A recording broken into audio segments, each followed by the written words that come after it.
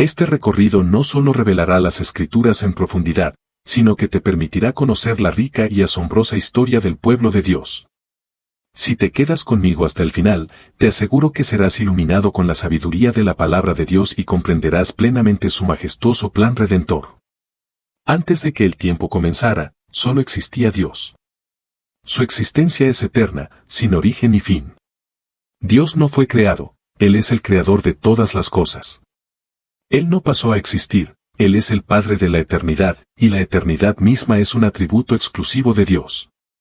En el principio, Dios creó los cielos y la tierra en un despliegue asombroso de poder y creatividad. Dios habló, y el universo tomó forma.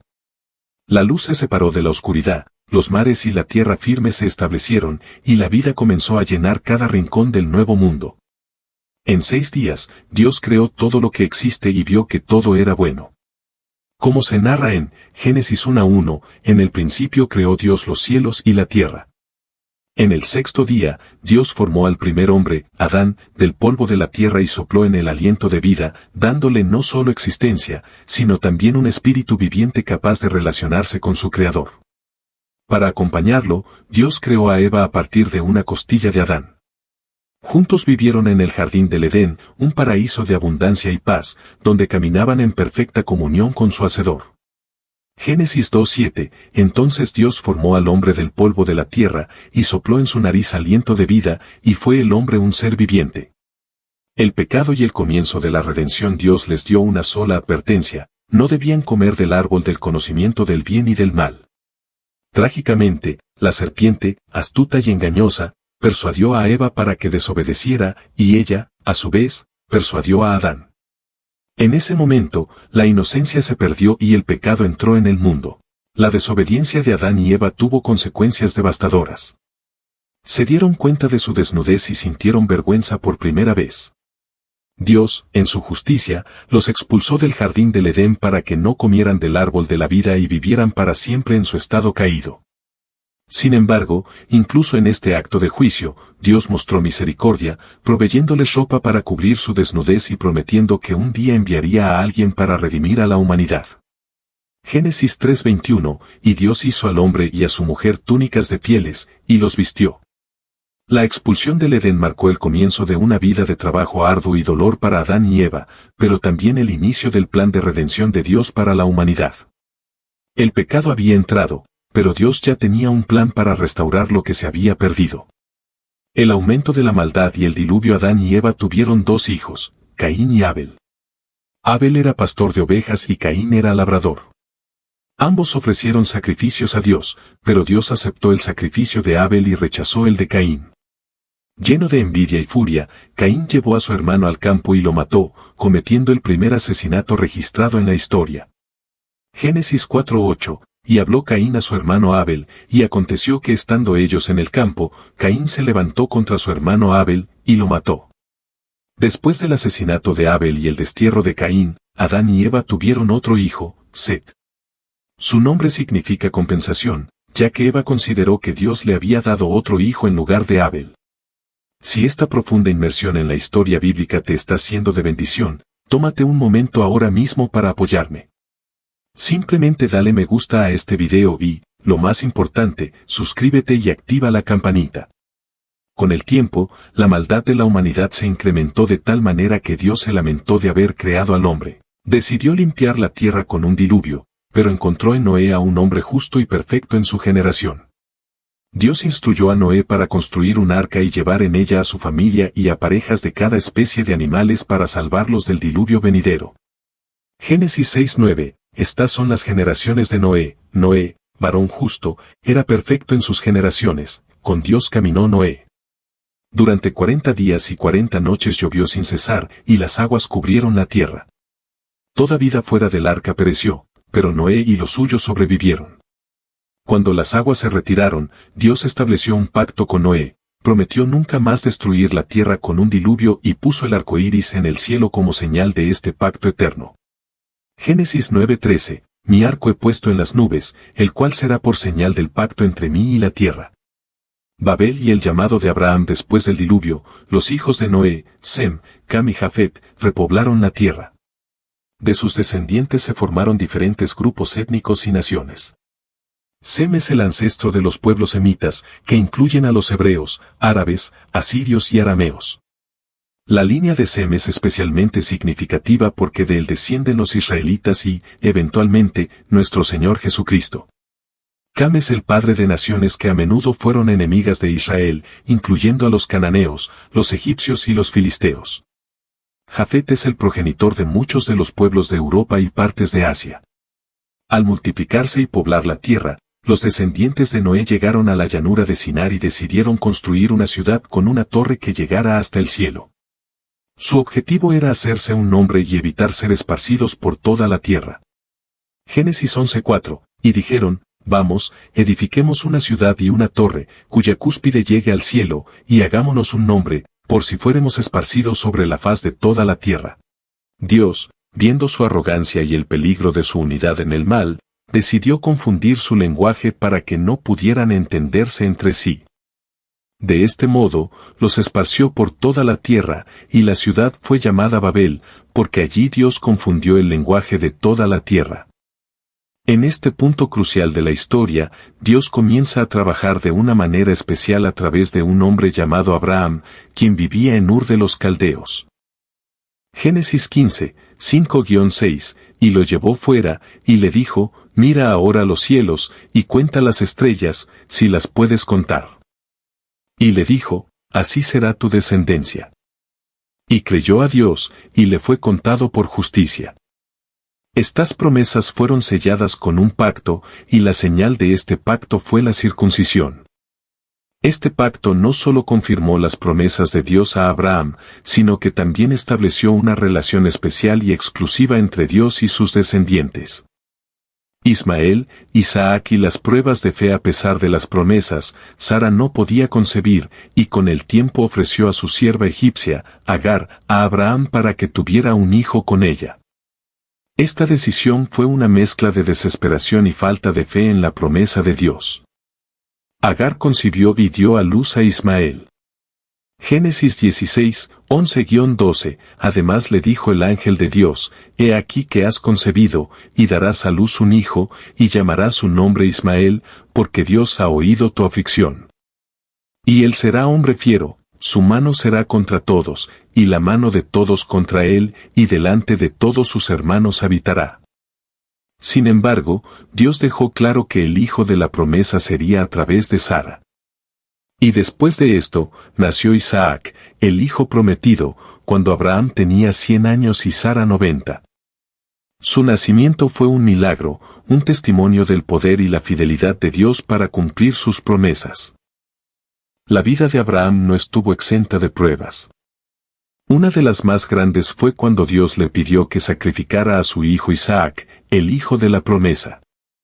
A pesar de lo difícil que fue, Abraham obedeció a Dios sin vacilar, demostrando su absoluta confianza en él. Génesis 22, 2-3. En el último momento, Dios proveyó un carnero para el sacrificio, y así Isaac fue salvado. Isaac y el comienzo de Jacob después de la muerte de Sara, Abraham se preocupó por encontrar una esposa adecuada para Isaac. En una muestra de fe y providencia, envió a su siervo, quien encontró a Rebeca, y ella se convirtió en la esposa de Isaac. Génesis 24, 67, Isaac la trajo a la tienda de su madre Sara, y tomó a Rebeca por mujer, y la amó, y se consoló Isaac después de la muerte de su madre. La vida de Isaac también tuvo sus desafíos, como cuando se enfrentó a la hambruna y, al igual que su padre, mintió sobre la identidad de su esposa por miedo. Sin embargo, Dios lo protegió y bendijo, confirmando las promesas dadas a Abraham. Génesis 26, 3-4 habita como forastero en esta tierra, y estaré contigo, y te bendeciré, porque a ti y a tu descendencia daré todas estas tierras, y confirmaré el juramento que hice a Abraham tu padre.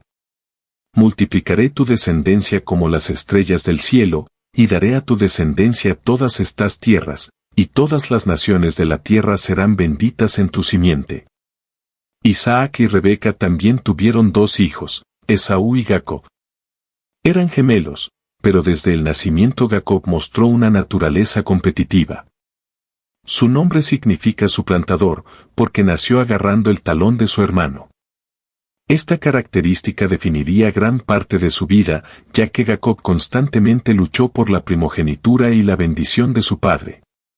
Génesis 25:23 Dios le respondió, 2 naciones hay en tu seno, y 2 pueblos serán divididos desde tus entrañas, el un pueblo será más fuerte que el otro pueblo, y el mayor servirá al menor.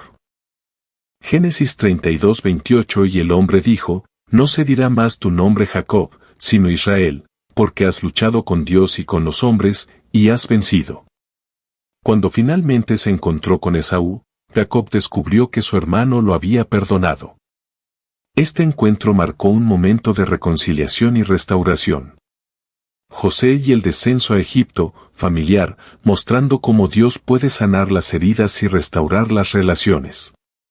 Génesis 33:4 Y Esaú corrió a su encuentro y le abrazó, y se echó sobre su cuello y le besó, y lloraron.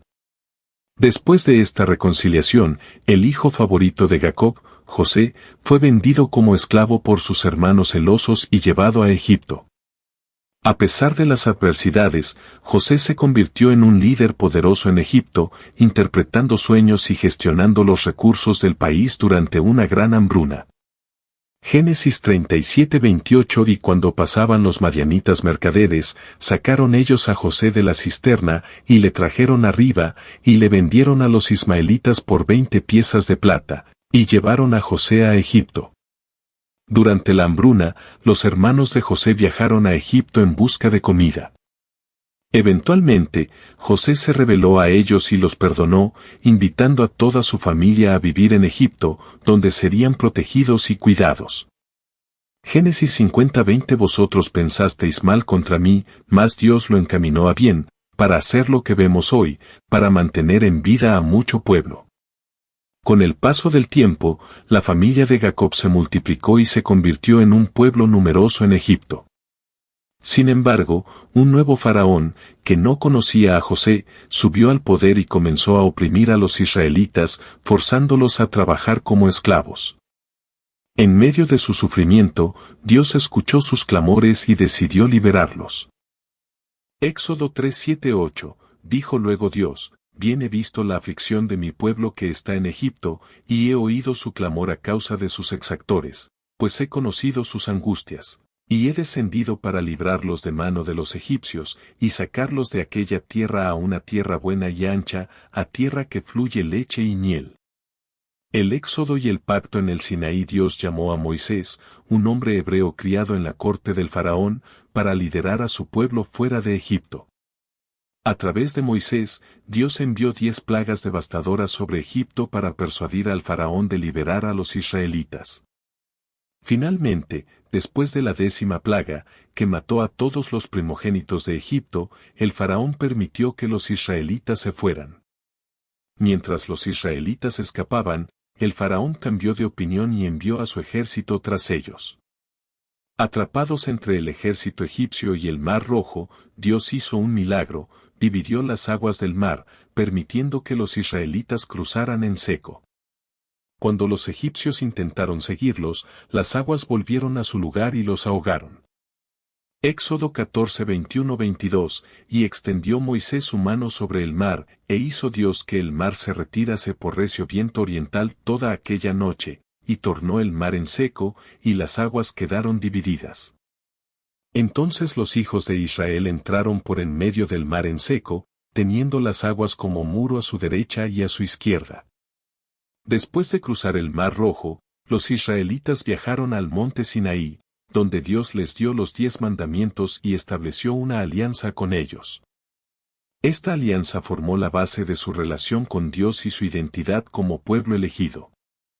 Éxodo 19:5-6, Ahora pues, si diereis oído a mi voz, y guardareis mi pacto, vosotros seréis mi especial tesoro sobre todos los pueblos, porque mía es toda la tierra. Y vosotros me seréis un reino de sacerdotes y gente santa. La conquista de Canaán. Después de la muerte de Moisés, Josué fue elegido por Dios para liderar a los israelitas en la conquista de la tierra prometida. Josué, asistente fiel de Moisés y un valiente guerrero, tuvo como su primera gran tarea cruzar el río Jordán y comenzar la conquista de Canaán. Josué 1:2-3, mi siervo Moisés ha muerto, ahora pues, levántate y pasa este Jordán, tú y todo este pueblo, a la tierra que yo les doy a los hijos de Israel. Yo os he entregado, como lo había dicho a Moisés, todo lugar que pisare la planta de vuestro pie. El cruce del río Jordán fue un milagro que recordó a los israelitas el cruce del Mar Rojo. Dios detuvo las aguas del Jordán, permitiendo que el pueblo cruzara en seco. Este evento fortaleció la fe de los israelitas y confirmó el liderazgo de Josué. Josué 3:17 más los sacerdotes que llevaban el arca del pacto de Dios, estuvieron en seco firmes en medio del Jordán, hasta que todo el pueblo hubo acabado de pasar el Jordán, y todo Israel pasó en seco. La primera gran ciudad que enfrentaron fue Jericó, una fortaleza imponente. Dios dio instrucciones específicas a Josué para su toma, los israelitas marcharon alrededor de la ciudad durante 7 días y, al séptimo día, las murallas cayeron después de que los sacerdotes tocaran las trompetas y el pueblo gritara. La campaña de conquista continuó con la captura de otras ciudades importantes. Dios instruyó a los israelitas a destruir completamente a los habitantes para evitar la influencia de sus prácticas idolátricas. Después de varias victorias, Josué repartió la tierra entre las 12 tribus de Israel. Cada tribu recibió su herencia mediante un sorteo, asegurando su porción conforme a las instrucciones de Dios, cumpliendo así las promesas dadas a Abraham, Isaac y Jacob. El período de los jueces. Aunque los israelitas conquistaron gran parte de Canaán, no expulsaron completamente a todos los habitantes cananeos. Esta desobediencia parcial llevó a futuras dificultades, ya que los pueblos restantes continuaron influyendo negativamente en Israel, llevándolos a la idolatría y al pecado. Con la muerte de Josué y la generación que conquistó Canaán, comenzó un nuevo capítulo, el período de los jueces. Este fue un tiempo caracterizado por ciclos repetitivos de apostasía, opresión, clamor a Dios y liberación. Rápidamente, los israelitas cayeron en la idolatría, adorando a los dioses de los pueblos vecinos. Esta infidelidad llevó a la opresión por parte de diversas naciones, que Dios permitió como castigo por su desobediencia. Jueces 2:11-12, y los hijos de Israel hicieron lo malo ante los ojos de Dios, y sirvieron a los Baales. Dejaron a Dios el Dios de sus padres, que los había sacado de la tierra de Egipto, y se fueron tras otros dioses, los dioses de los pueblos que estaban en sus alrededores, a los cuales adoraron, y provocaron a ira a Dios. En su angustia, los israelitas clamaban a Dios por liberación. En respuesta, Dios levantaba jueces, líderes carismáticos y militares que guiaban al pueblo a la victoria sobre sus opresores y restauraban la paz temporal. Jueces 2:16 y Dios levantó jueces que los librasen de mano de los que les despojaban.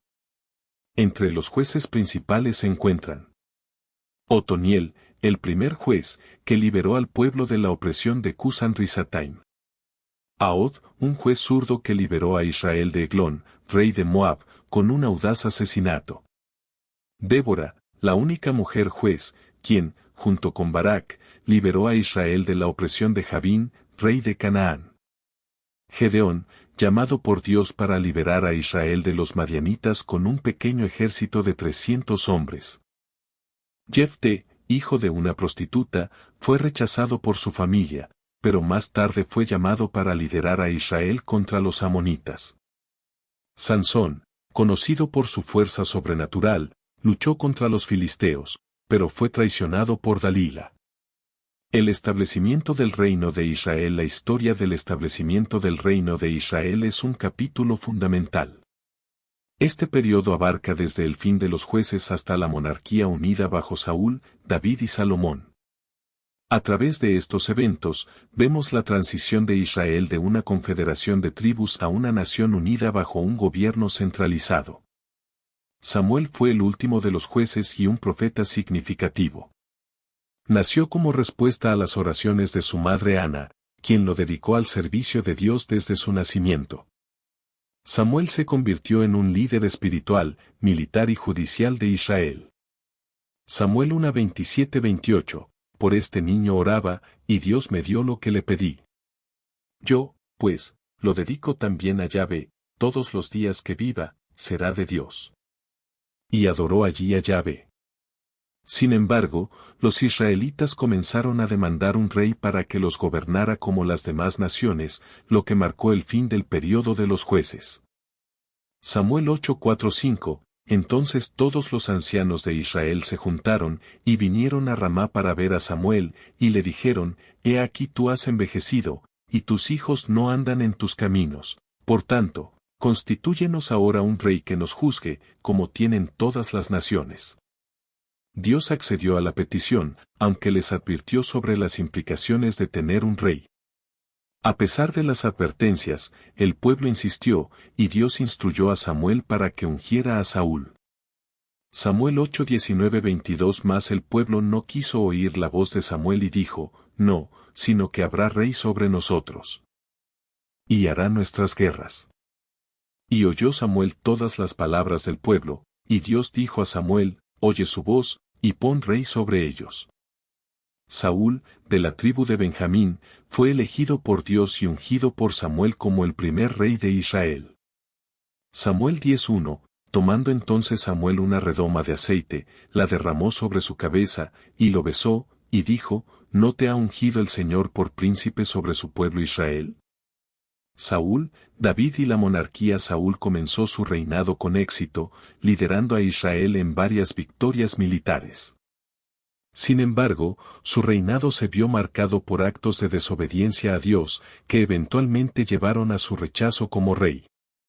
Samuel 13:13-14. Entonces Samuel dijo a Saúl, Locamente has hecho, no guardaste el mandamiento del Señor tu Dios que él te había ordenado, pues ahora el Señor hubiera confirmado tu reino sobre Israel para siempre. Mas ahora tu reino no será duradero. El Señor se ha buscado un varón conforme a su corazón, al cual Dios ha designado para que sea príncipe sobre su pueblo, por cuanto tú no has guardado lo que Yahvé te mandó. Dios envió a Samuel a la casa de Isaí en Belén para ungir a un nuevo rey. El elegido fue David, el más joven de los hijos de Isaí, un pastor de ovejas. Aunque no era el más impresionante a los ojos humanos, Dios vio en David un corazón conforme a su voluntad. Samuel 16:7. Y Yahvé respondió a Samuel, No mires a su parecer, ni a lo grande de su estatura, porque yo lo desecho, porque Yahvé no mira lo que mira el hombre, pues el hombre mira lo que está delante de sus ojos, pero Yahvé mira el corazón. David ganó prominencia al enfrentarse y derrotar al gigante filisteo Goliat con una honda y una piedra, mostrando una fe y valentía extraordinarias. Samuel 17:45-47. Entonces dijo David al filisteo, Tú vienes a mí con espada y lanza y jabalina, mas yo vengo a ti en nombre de Yahvé de los ejércitos. El Señor te entregará hoy en mi mano, y yo te venceré, y toda la tierra sabrá que hay Dios en Israel. La popularidad de David despertó los celos de Saúl, quien intentó matarlo en varias ocasiones. David, sin embargo, respetó siempre la unción de Saúl como rey y se negó a levantar su mano contra él. Samuel 24:10. He aquí, hoy han visto tus ojos como Yahvé te ha puesto hoy en mis manos en la cueva, y me dijeron que te matase, pero te perdoné, porque dije, no extenderé mi mano contra mi Señor, porque él es el ungido del Señor. Después de la muerte de Saúl en batalla, David fue proclamado rey de Judá y más tarde de todo Israel.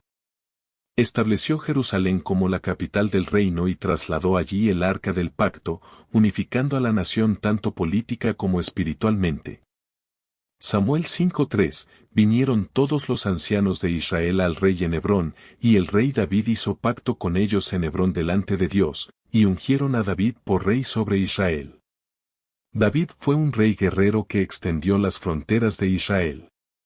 Sin embargo, también tuvo fallos significativos, como su pecado con Betsabé y el asesinato de Urías, lo que trajo consecuencias graves para su familia y su reino. Samuel 12:9-10. ¿Por qué, pues, tuviste en poco la palabra de Dios, haciendo lo malo delante de sus ojos? A Urías heteo heriste a espada, y tomaste por mujer a su mujer, y a él lo mataste con la espada de los hijos de Amón. Por lo cual, ahora no se apartará jamás de tu casa la espada. Por cuanto me menospreciaste, y tomaste la mujer. Salomón y la división del reino, de Urías Heteo para que fuese tu mujer.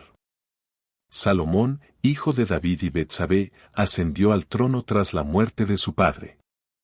Conocido por su sabiduría, Salomón pidió a Dios entendimiento para gobernar a su pueblo, y Dios le concedió sabiduría, riqueza y honor. Reyes 3:9-12 da, pues, a tu siervo corazón entendido para juzgar a tu pueblo. Y agradó delante del Señor que Salomón pidiese esto. Y le dijo Dios, por cuanto has demandado esto, y no pediste para ti muchos días, ni pediste para ti riquezas, sino que demandaste para ti inteligencia para oír juicio, he aquí lo he hecho conforme a tus palabras. Uno de los mayores logros de Salomón fue la construcción del templo en Jerusalén, un lugar imponente para la adoración de Dios y el sacrificio. Este templo se convirtió en el centro religioso y espiritual de Israel. Reyes 6:1 En el año 480 después que los hijos de Israel salieron de la tierra de Egipto, en el cuarto año del reinado de Salomón sobre Israel, comenzó él a edificar la casa de Dios.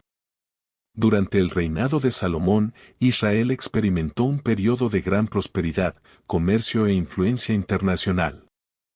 Sin embargo, Salomón también tuvo sus fallos, especialmente al tomar muchas esposas extranjeras que lo llevaron a la idolatría. Esta desobediencia causó la decadencia espiritual de Israel y preparó el escenario para la división del reino. Reyes 11:4 Y cuando Salomón era ya viejo, sus mujeres inclinaron su corazón tras dioses ajenos, y su corazón no era perfecto con el Señor su Dios, como el corazón de David su padre. Después de la muerte de Salomón, el reino se dividió en dos, el reino del norte, conocido como Israel, y el reino del sur, conocido como Judá. Esta división resultó de la desobediencia de Salomón y las políticas opresivas de su hijo Roboam. Tras la muerte de Salomón, Roboam se negó a aligerar la carga tributaria, lo que provocó la rebelión de las 10 tribus del norte, quienes eligieron a Jeroboam como su rey. Reyes 12:16 Cuando todo Israel vio que el rey no les había oído, respondió el pueblo al rey, diciendo, ¿qué parte tenemos nosotros con David? No tenemos heredad en el hijo de Isaí. Israel, a tus tiendas.